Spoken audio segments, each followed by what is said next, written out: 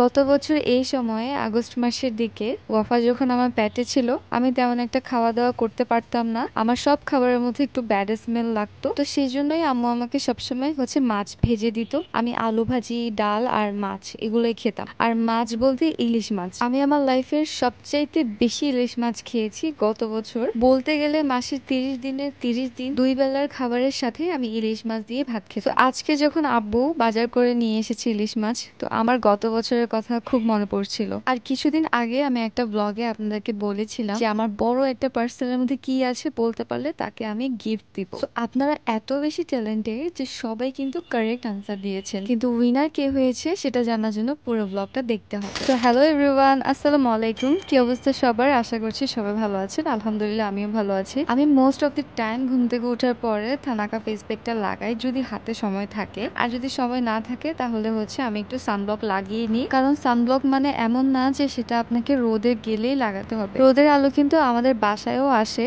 So সেই ধরনের সান প্রোটেকশনের জন্য এটা আমি মনে করি একদম পারফেক্ট। আর এটা কিন্তু আপনাকে অতিরিক্ত রোদ থেকে প্রোটেকশন দিতে পারবে না, কারণ এটার বাজেট হিসেবে এটা যতটুকু কাজ করে আমি মনে করি এটা অনেক ভালো। আমি মনে করি এটা স্টুডেন্টদের জন্য একদমই পারফেক্ট, বাজেট ফ্রেন্ডলি একটা সানব্লক। আর যারা যারা এটা অথেন্টিকটা পারচেজ করতে চান তারা অবশ্যই আমার মতো গেটশন ফেসবুক পেজ থেকে পারচেজ করে নেবেন। তো সেদিন আম্মু দুপুরবেলা খুবই মজা করে সরিষা ইলিশ রান্না করেছিল। এটা কিন্তু অনেক আগের ব্লগ, মানে আগস্ট মাসের ব্লগ, যেটা আমি সেপ্টেম্বরের লাস্টে এসে আপলোড করছি। মাছের মধ্যে ইলিশ মাছ আর চিংড়ি মাছ আমার কাছে সবচাইতে বেশি পছন্দের, কিন্তু আনফরচুনেটলি এগুলোতে আমার অ্যালার্জি প্রবলেম আছে। কিন্তু তারপরও এই মাছগুলো সবসময় খাই, অ্যাভয়েড করতে পারি না। দরকার হলে আমি মেডিসিন খেয়ে নিবো অ্যালার্জি, তারপর আমি এই মাছগুলো ছাড়তে পারবো না, সরি। তো সেদিন আম্মু খুবই মজা করে সরিষা ইলিশ রান্না করেছিল, আর মাছগুলোর মধ্যে একদম বড় বড় ডিমও ছিল। আমার তো ইলিশ মাছের ডিম অনেক বেশি পছন্দ। আমি গরম গরম সাদা ভাত নিয়ে নিয়েছি। দেখতে খুবই লোভনীয় লাগছে, তাই না? খুব সাদা সিধা খাবার, বাট অনেক মজা। আচ্ছা, খাবার খেতে খেতে একটা বিষয় নিয়ে আপনাদের সাথে কথা বলি। সেটা আমি কিছুদিন আগে আমার মেয়ের একটা ভিডিও দিয়েছিলাম, যেটাতে ও ফিডিং চেয়ারে বসে পানি খাচ্ছিল টাইপের একটা ভিডিও ছিল। তো আপনারা সবাই জানেন যে আমি আমার মেয়ের ফেসটা পাবলিকলি শো করি না, মানে আমি যে কোনো ভিডিওতেই তার ফেসটা ব্লার করে দিই অথবা হাইড করে দিই। তো ওই ভিডিওটাতে আমার ভুলবশত হয়তো 1 সেকেন্ডের জন্য আমার মেয়েকে একটু করে দেখা গিয়েছিল, যেটা আমি অনেকক্ষণ পর বুঝতে পারি বা জানতে পারি, কেননা আমি ভিডিওটা আপলোড করে আমার ফোন রেখে দিয়েছিলাম। আমি সম্ভবত কোনো কাজ করছিলাম, যার কারণে আমার ওই টাইমে নোটিফিকেশন চেক করা হয় নাই। তারপর আমি অনলাইনে এসে জানতে পারি বা আমার মডারেটরের মাধ্যমে জানি যে এরকম একটা ইনসিডেন্ট হয়েছে।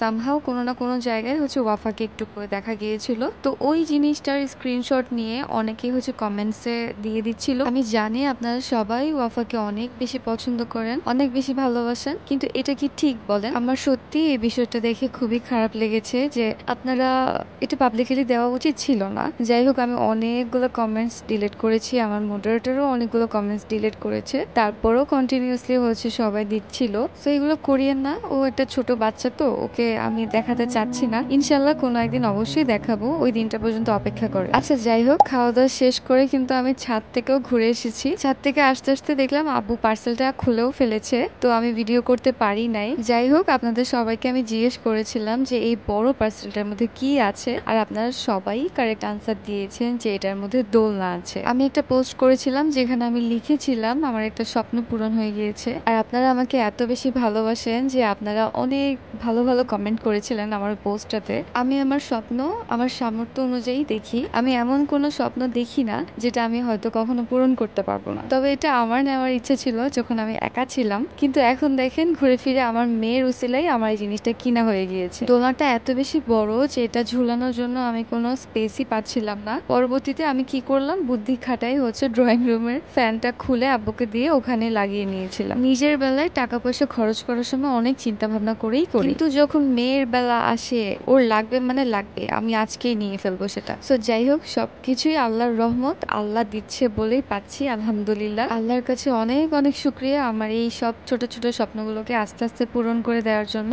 সো হ্যাঁ, এখন বলি যে এই দোলনাটা আমি কোথা থেকে নিয়েছি, কারণ আপনারা অনেকেই জিজ্ঞেস করবেন। এই দোলনাটা আমি নিয়েছি দোলনা সব আলোর পথ এই পেজটা থেকে। আমি স্ক্রিনে তাদের পেজের স্ক্রিনশট অ্যাড করে দিয়েছি, আর অবশ্যই ক্যাপশনে তাদের পেজটা মেনশন করে দিব, যাতে আপনাদের খুঁজে পেতে সুবিধা হয়। দেখেন ওয়াফাকে একদম একটা পুতুলের মতো লাগছে, মাশাআল্লাহ। সবাই অবশ্যই মাশাআল্লাহ বলবেন। যারা আমার মতো এই দোলনাগুলো খুঁজছেন তারা কিন্তু দোলনা সব আলোর পথ এই পেজটাতে পেয়ে যাবেন। আর হ্যাঁ, অবশ্যই আপনারা আপনাদের ইচ্ছা মতো কালার চয়েস করে, ডিজাইন চয়েস করে তাদের কাছে অর্ডার করতে পারবেন। ও আচ্ছা, মেইন কথা বলতেই কিন্তু ভুলে গিয়েছি, যেহেতু সবাই কারেক্ট আনসার দিয়েছেন, তো এতজনের মধ্যে আসলে একজনকে খুঁজে বের করা আমার জন্য অনেক বেশি টাফ হয়ে যাচ্ছিল। তাই আমি চিন্তা করেছি সবার আগে যে কমেন্ট করেছিল তাকেই আমি উইনার দিব। আর হ্যাঁ, উইনার কে সেটা আমি এখন বলছি না, তবে আমার পেজে চোখ রাখতে হবে, আমি কিন্তু পোস্ট করে জানিয়ে দিব। সো ব্লগটা আজকে এখানে শেষ করছি। আমি কমেন্টে আমার রিয়েল ইউটিউব চ্যানেলের লিঙ্ক দিয়ে দিব, আপনারা কষ্ট করে একটু চেক করে নেবেন, কেননা আমার নাম দিয়ে অনেকগুলো ফেক অ্যাকাউন্ট আছে। সো সবাই ভালো থাকবেন, সুস্থ থাকবেন। টিল দেন, আল্লাহ হাফিজ, বাই।